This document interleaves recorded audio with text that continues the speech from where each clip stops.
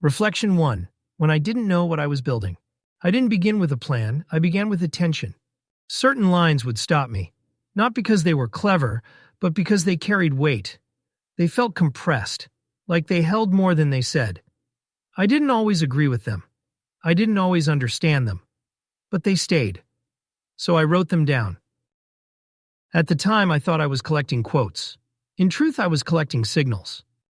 I had no language for what was happening. I wasn't trying to build a philosophy or assemble a worldview. I wasn't organizing knowledge. I was responding to a quiet intuition that some ideas mattered more than others, and that forgetting them felt like a loss I couldn't quite name. What later became quotes and notes was not a system. It was a reflex, a way of saying, this belongs somewhere safe. I trusted resonance before understanding. I trusted repetition before synthesis. I trusted that if something returned often enough, it was asking to be kept. There was no hierarchy then, no architecture, no lattice.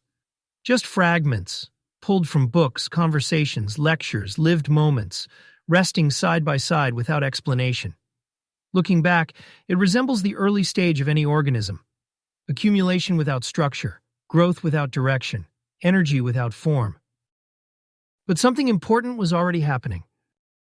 I wasn't optimizing my thinking, I was protecting it.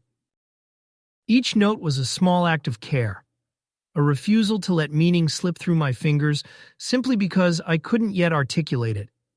I didn't know what these fragments would become, but I sensed that losing them would cost me something.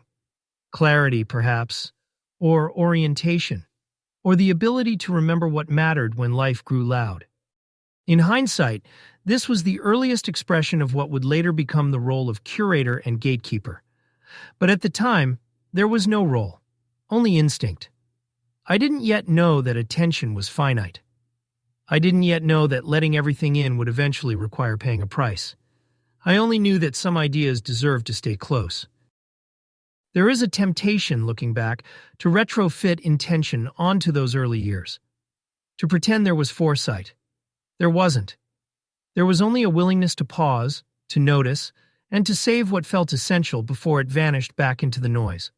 What I was really doing, though I couldn't have said it then, was beginning to learn how to carry reality. Not all of it. Just enough. Just the parts that refused to be ignored. The structure would come later.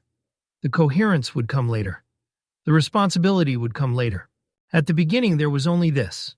A mind learning, slowly and imperfectly, that what it attends to becomes what it lives with, and that some things are too important to leave unheld.